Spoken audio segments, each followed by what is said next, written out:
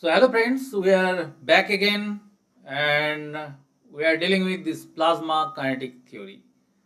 Um, for the description of plasma kinetics, we are talking about the phase space description and what should be the criteria to choose choose an elementary phase volume.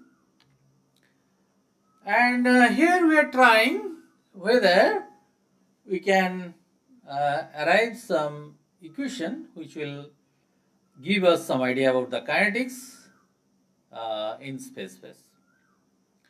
So here what we have drawn is an elementary phase space volume. You know that there are dx dy dz embedded here and dvx dy dvz embedded here. And this is the phase space volume elementary, and these are the particles which are within the elementary volume.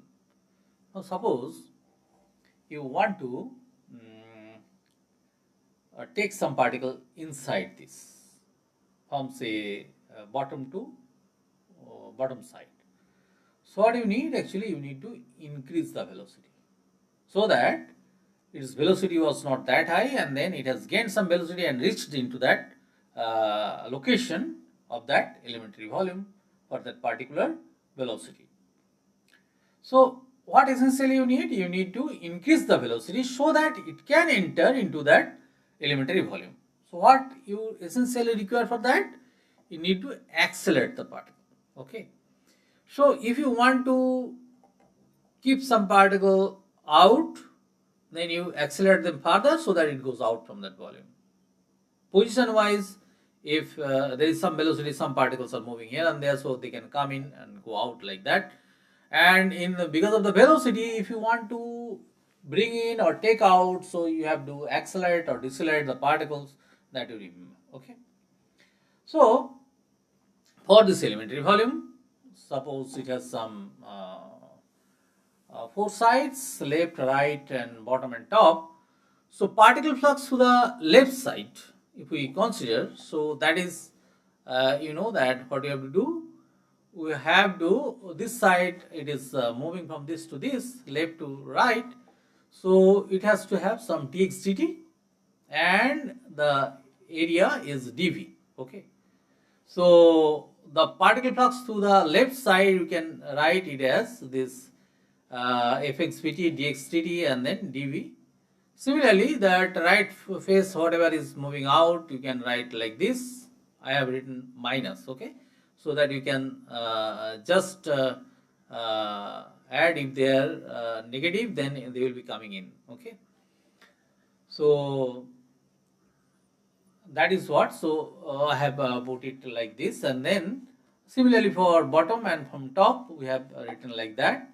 And the net rate of change of particle inside the elementary volume, what we are interested, and that we have written as del f del t into dx dv. Again, this is the phase space volume, this is dx dy dz, dvx dy dvz, and that we are equating with left, right, bottom, top, just for sake of convenience, for understanding this representation. Otherwise, you have to consider the 6 dimensional space. You can imagine, but you cannot draw here. So for just getting an idea, we have done it like this. So if you add all of them, then you will get the net accumulation or depletion of the charge particle inside the phase space volume, and you have written like this. I know that because this is elementary operation, elementary volume, elementary lengths we are considering, so we can go for this Taylor expansion, and we can write this fx plus dx v dt like this. And similarly, if x v plus dv dt expand like this, and then what we get? We get, this is the expression, and we can neglect all higher order terms.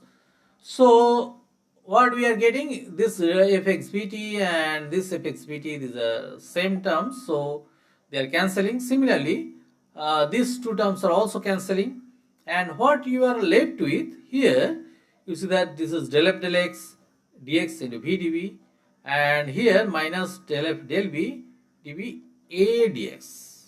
So you remember this thing. Actually here one v is there and here one a is there. What is a basically? A is dv dt. You remember that, as I was telling now. So dv dt plays an important role when you are considering about the velocity. So that's why this dv dt, this acceleration is coming over here. And what we have done finally, we have cancelled out these terms, whatever can be cancelled, and then we are left with one equation which I write over here. And if we take the negative terms all on the left side, then they become positive, and what you are left with, this equation, del f is del t plus v gad x of f6 pt plus qs by ms e plus v cross p. What I have written here, it was a earlier. You have seen here, this a term is there. So what is a? Is acceleration, and you know that this, sorry, so you know that you can write that as m mass into acceleration is equal to the force QE plus P cross P. So acceleration becomes the force, this is the Lorentz force term, and that is divided by mass.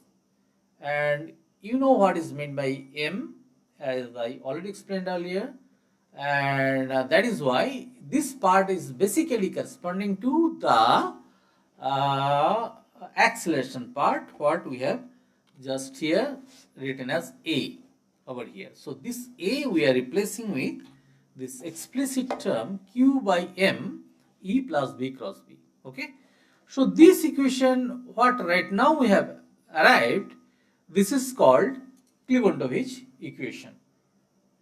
Now for each species we get one Klebantovich equation that gives exact microscopic description of the kinetics when solved along with the Maxwell's equations, that is these equations.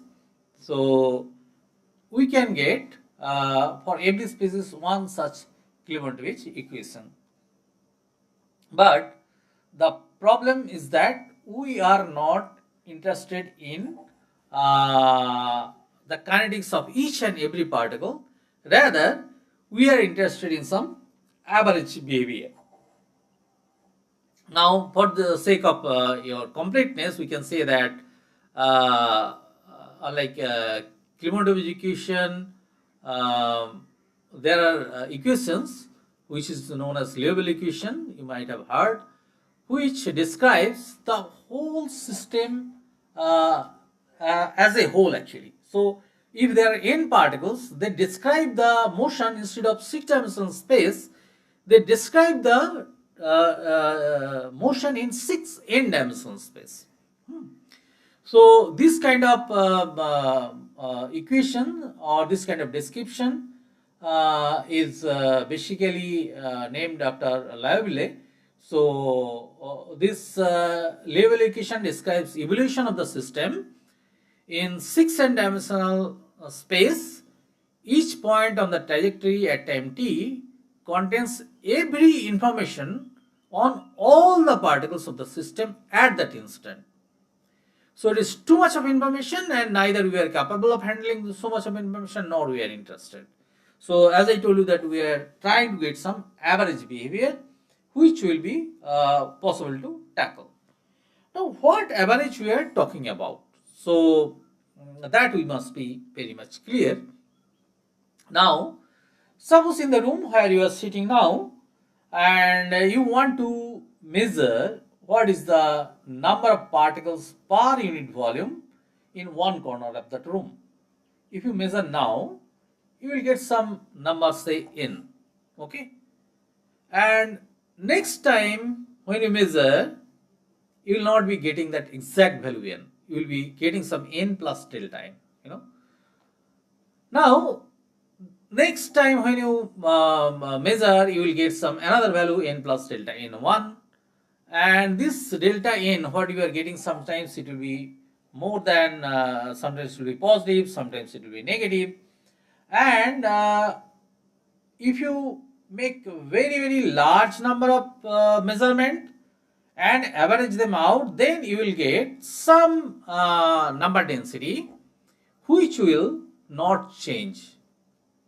So if you measure now or measure some 100 hours later and make similar kind of measurements and do averaging, then you will always get the same number. So that is some number which is not changing. So the averaging what we are doing, so that is time average. Now you can do the same thing at a single instant. You can take n number of samples from different parts of the room, and then at that instant only you can make the average, and you will get more or less the same value what you got through time averaging. The second one what we are talking about is the ensemble averaging. So here what we have shown here, there is an electron gun in the picture and there are 4 points 1, 2, 3, 4 here, how from the electrons are coming out. Now we have placed one elementary volume delta xi over here at the location x, where we are just measuring how many of the electrons that has been generated from this location 1, 2, 3 and 4, they reach over here. One instant we find that they are all outside the elementary volume. Next time we may find that just 2 has come in, but 1, 3 and 4 they are all out. So similarly, actually if you make large number of such measurements, then you will see that there is certain particular number of these electrons, they will be there inside this elementary volume. Okay. So we are now talking about that averaging, the ensemble average value plus instantaneous deviation. So our interest is the distribution function, which is nothing but the number density. So that is ns x vt at that location of the phase space at time t. Then total value is ns, ensemble average value is fs, and instantaneous deviation is delta ns. Similarly, we have microscopic electric field E, ensemble average value that is your microscopic is M, then ensemble average value is E, and then instantaneous deviation is delta E. We write like that. And then same for magnetic field Bm, then average value is B and instantaneous deviation is delta B. You know, instantaneous deviation, as I told you, if you average them for large number of measurement, they will be 0. Okay, and ensemble average value will be there. So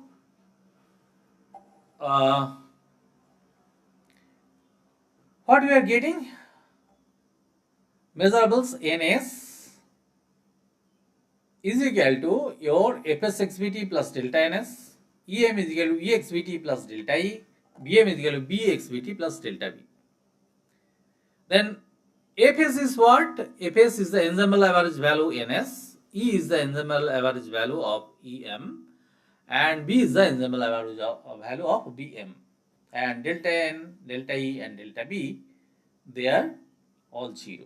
Okay, so this is basically the proposition. So I have written this in this slide separately so that this is where from we start. Now what we had from the Klementovich equation, there we put this one, that ensemble average value plus instantaneous value in that expression for the distribution function, and the same for electric field and for the magnetic field.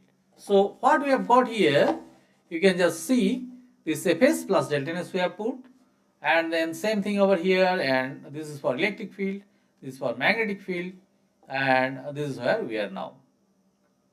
Now if you take derivative of this one, so what you are getting, del fs, so this is the ensemble average value del t plus del t of delta ns xpt. Now when you take average of this quantity inside the red rectangle, then you know that delta n is arbitrary, it is randomly varying, and it is both positive and negative, and you have seen that its average is 0. So when you take the derivative of that, that also goes to be 0.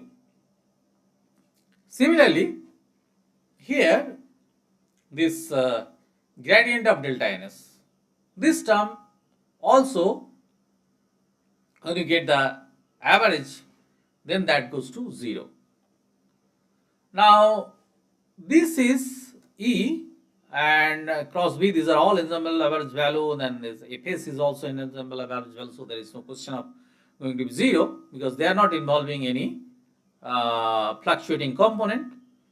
But this one, you see that delta E and delta B related terms, they are all fluctuating and they are associated with some ensemble average value Fs. So these terms are going to be 0 because this is fluctuating and some average value, this fluctuating value will itself will make that quantity to 0. So this term is going to 0.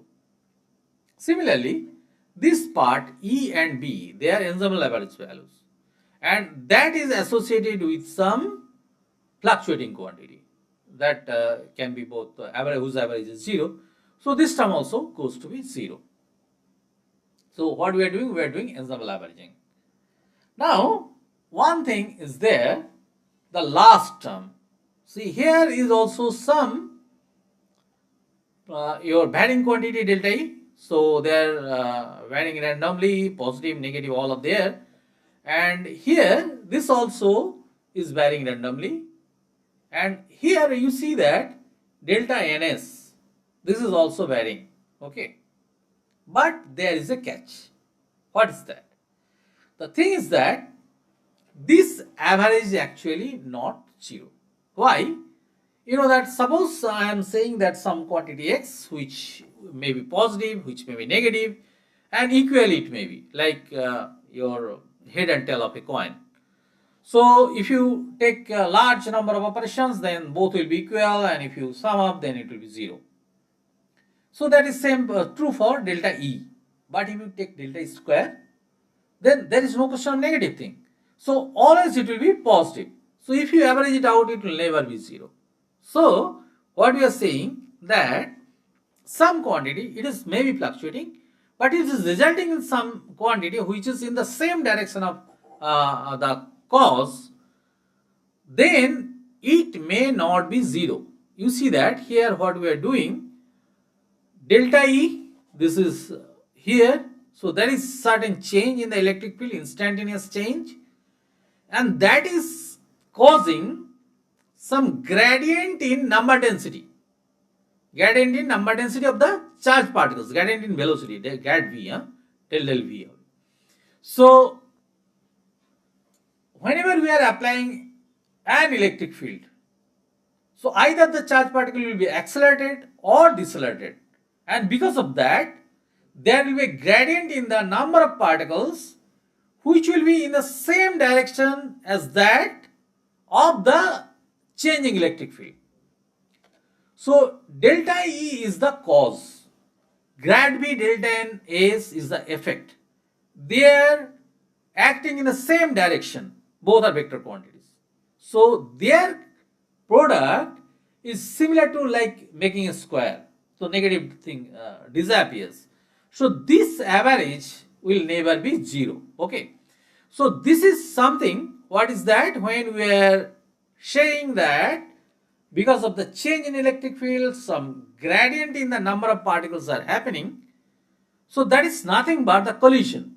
Okay, when a charged particle is approaching, its electric field is affecting the other charged particle, other charged particles and causing their gradient in number density. So that is associated with some event which is same as the collision. So this term will not be 0. Neither we are in a position to evaluate this right at this moment, but what we can say that this is some term which is causing a change in number density per unit time because of the collision. So you see that each of these terms are in the in the name of del F del T. Okay, so change in number density per unit time. So all these terms are having the same dimension of that, and this is contributing some change in number of particles per unit time, and that is associated with collisions, and we are not in a position to evaluate that at this moment, and we'll just write this term as del F del T collision. So the contribution to del F del T due to collision, and this term, although they are associating the fluctuating electric and magnetic field, the instantaneous electric and magnetic field deviation, that is not resulting into zero when you are doing ensemble average. So this is the one of the very important and very significant term which is appearing over here. So this is the contribution from the collisions. So the whole term is zero, and we are lucky enough that many of the terms has become zero because of the averaging. So all the terms what are within the red square, they are zero. Rest of the terms are expressed in terms of the ensemble average quantities, and only one term is there which is associating the instantaneous deviations from the ensemble average values, that is due to collisions, and we will write that as collisional contribution, del F del T collision. So we write that like this.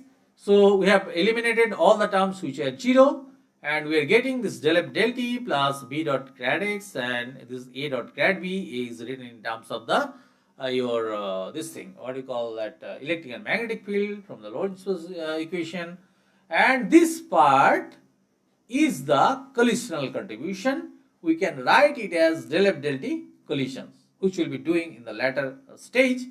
And you know that in our earlier classes we have already studied the collisional kinetics inside plasma, and we have seen that in many cases we are in a position where we can assume that the collisional contribution is negligible.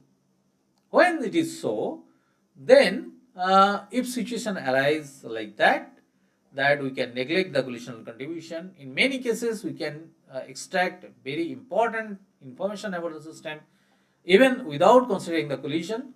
So in those cases, we can put the right side term equal to 0. So we are now having two equations. One contains the collisional contribution on the right hand side. We'll call that as plasma kinetic equation. And another one where we are neglecting the collisional contribution because it is very difficult to handle. Still we can extract many features of the plasma, and that equation where we are neglecting the collisional contribution, we call that as Blasov equation.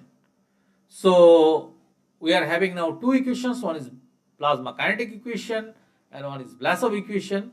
So these two both are very important equations for plasma, and we must remember here that collisional contribution, neglecting the collisional contributions, is not at all proper in many of the laboratory plasmas and processing plasmas. So we must handle that term in appropriate manner as we'll be doing in our fluid model.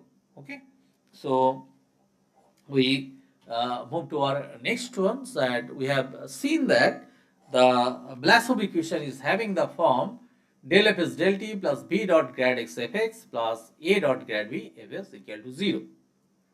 Now what you can already see from this, that this left hand side is nothing but total derivative of function Fs, which is a function of x, v, t. So if you take the total derivative, exactly this thing comes, and so we can write this as d dt of f x v t, that equal to 0. Okay. So why I assume that you already understand. See, total derivative is del fs del t plus this v dot del x of fs plus a del v of fs, because it is x v t. So v is dx dt and a is del v del t. So if you consider that way, you will easily understand that this is the total derivative df dt, and this is equal to 0 when you are considering the Blasov equation. So what may be the possible solution of Blasov equation? So when this is d dt of some quantity equal to 0, you can easily understand that f of x vt must be some constant of motion. So let us try to understand what may be the possible solution when you have applied no electric or magnetic field. So E equal to 0 and B equal to 0. So in absence of electric and magnetic field, what we are seeing that we know that this is the total energy of the particles remains constant and momentum also remain constant, right? So in that case, what is happening that function must be, you see that they are all function of Vx, Vy and Vz. This is also function of Vx, Vy and Vz. So this condition when E equal to 0 and B equal to 0, that time we can assume that this solution of the Blasov equation will be function of Vx, Vy and Vz. So actually what form it will be having, you may be surprised that or you may be just curious enough to know how this function will look like. You can just think of this Maxwellian distribution, what it says actually. You know that number of particles within C and C plus dc is the speed is equal to 4 pi n m by 2 pi kt to the power 3 by 2 e to the power m c square by 2 kt, then c square dc. Now c is what? It is vxi vy square root of vx square plus vy square plus vz square, right? So that is again coming as function of vx, vy, vz. You see that if you see that Maxwellian distribution, everything is function of vx, vy and vz. So one just example where you can see that is following that rule. And the second case, let us assume that E equal to 0 and B is equal to Bk. So B is in one direction, that is the z direction. And in that case, you know that because no external electric field is applied and B is equal to Bk, so Bz will be constant of motion because there is nothing to influence the axial direction of motion of that particle, and total energy because of the rotation in the perpendicular direction, that is also constant, because you know this half m bx square plus b square, that is equal to the half mb perpendicular square, because in that direction also there is no perturbation, so that energy is also constant, nothing is influencing that motion. So what we can say that in this case the Blasov equation solution will be function of this v perpendicular, which is equal to bx square plus v square square root and vz. These two are constant of motion. Okay, so the Blasov equation will be function of v perpendicular and vz. Similarly, when there is an electric field but no magnetic field, we know that the total energy is the potential plus kinetic energy, and so that will be constant of motion. Okay, in the direction of x, you have applied the your this thing electric field. So the potential qv plus this is the your kinetic energy. This is the potential energy plus kinetic energy, that will be constant, and the momentum in the other two directions, they will be constant. So we expect that the Blasov equation solution, so that is Fs will be function of this term and Vy and Vz.